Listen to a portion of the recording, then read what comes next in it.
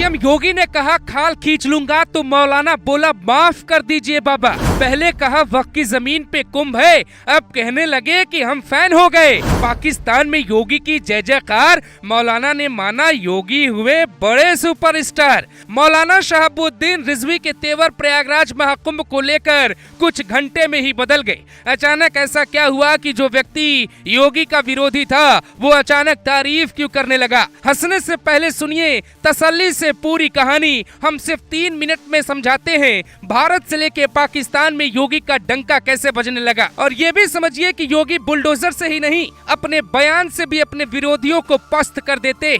मौलाना शहाबुद्दीन रिजवी ने पिछले दिनों महाकुंभ के आयोजन वाली जगह को वक्फ की जमीन बताकर विवाद खड़ा कर दिया था।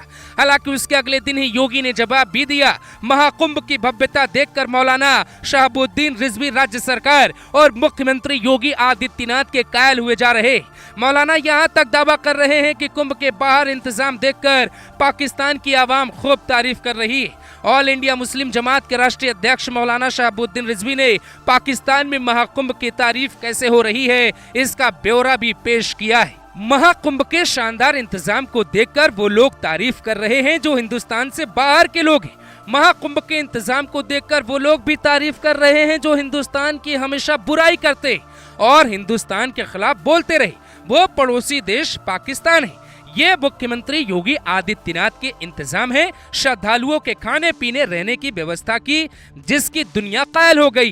पड़ोसी देश पाकिस्तान और वहां का तबका कुंभ मेले की तारीफ कर रहे हैं। ये वो ही पाकिस्तान है जिसने हिंदुस्तान को गलत तरीके से पेश किया, मगर अब पाकिस्तान कुंभ मेले के शानदार इंतजाम को देखकर तारीफ के लिए मजबूर होता जा रहा है। ये शब्द है मौलाना शहाबुद्दीन रिजवी के, जो पिछले दिनों तक ये दावा कर रहे थे कि वक्फ की जमीन पे ही महाकुंभ का आयोजन हो रहा है। वो 55 बीघा जमीन वक्फ की बताने लगे थे। इसके बाद योगी ने प्रयागराज में एक टीवी कार्यक्रम में जो कहा उसका वीडियो मौलाना के पास तक पहुंच गया। इसके बाद योगी ने एक बयान दिया जिसमें उन्होंने साफ कहा कि अगर कोई ऐसा कहेगा तो अपनी खाल बचाए। सुनिए जरा वो बयान। ये समझना मुश्किल है कि वक्फ बोर्ड या भूमाफियाओं का बोर्ड है। हमारी सरकार ने वक्फ अधिनियम में संशोधन किया है और एक एक इंच जमीन की जांच करवा रही है। जिन लोगों ने वक्फ के नाम पे जमीन कब्जाई है उनसे जमीन वापस ली जाएगी और गरीबों के लिए आवास, शिक्षण संस्थान और अस्पताल बनाए जाएंगे।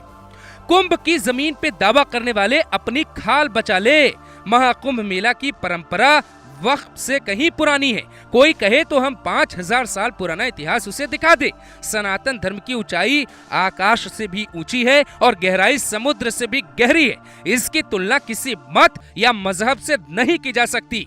अन्याय का प्रतिकार नहीं करोगे तो अन्यायी सबका शोषण करेगा। इनके पास 500 वर्षों का भी इतिहास नहीं है।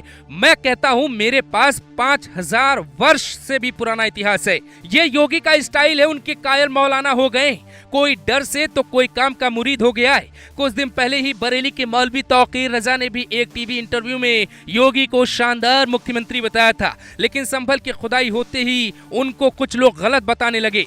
मौलानाओं को भी लगता है कि योगी की तैयारी अच्छी है, महाकुंभ बेहतर हो रहा है, लेकिन अखिलेश यादव को महाकुंभ की तैयारी पसंद नहीं आई। उनका दावा है कि मुसलमानों की एंट्री बैन करने का फैसला सही नहीं है, पर योगी की मंशा है दुश्मनों को रोकना, किसी धर्म को नहीं। मौलाना के पलट जाने पर आप क्या कहेंगे?